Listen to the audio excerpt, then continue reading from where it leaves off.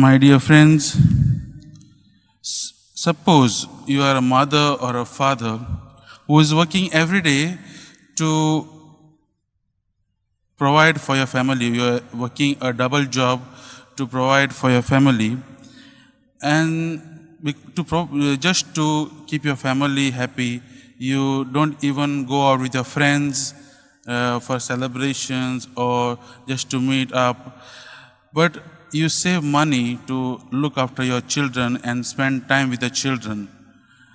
You don't even buy some good clothes for you, good things for you, but instead you save up that money so that you can give a good gift for your daughter or a son on a birthday.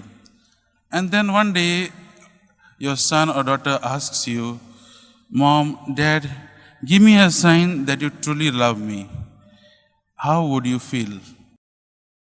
Yes, my dear friends, today this is how exactly Jesus feels. After witnessing that Jesus has done a lot of things to the people, he has healed the sick, he has proclaimed the word of God through his preaching, he has casted out demons and done a lot of miracles in the midst of the people, and the people are still asking for a sign that whether he is really the anointed one.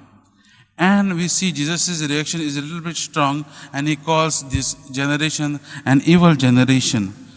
Why? Jesus is saying this because this generation is asking for a sign to prove his credentials. And today we see Jesus gives them two signs. And the first sign is the sign of Jonah. Why the sign of Jonah? Not because he was in the belly of a big fish, but because Jonah, went to these Ninevites who was a pagan city, and asked them for repentance. And this men of Nineveh, they listened to Jonah and they repented. And the second sign also he gives is the sign of Queen of the South, or the Queen of Sheba, where her visit to Solomon is mentioned in the first book of the Kings. She, being a pagan queen, she comes to listen to the words of wisdom of Solomon. And today Jesus is saying something greater than Solomon is here. The people of Nineveh also, a wicked city, will stand up in judgment over this present generation because they repented at the message of Jonah. And today Jesus is giving them a lot of signs.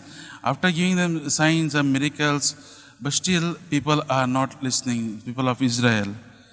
My dear friends, as we reflect on this reading today, let us see there is always a danger when we take our faith for granted.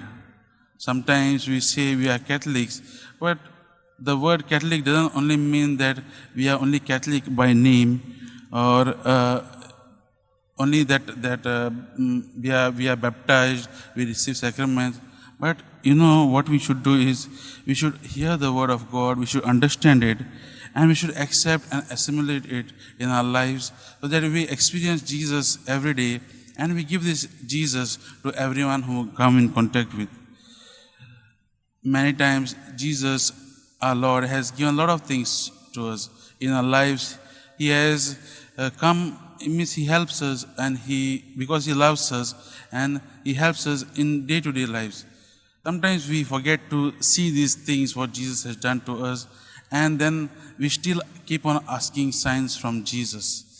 As we are reflecting on this reading today, let us ask Jesus to come into our life, and let us also open our hearts to him so that we may experience him, and instead of asking more signs, see the greatest sign which he has given to us, that is his life, death, and resurrection.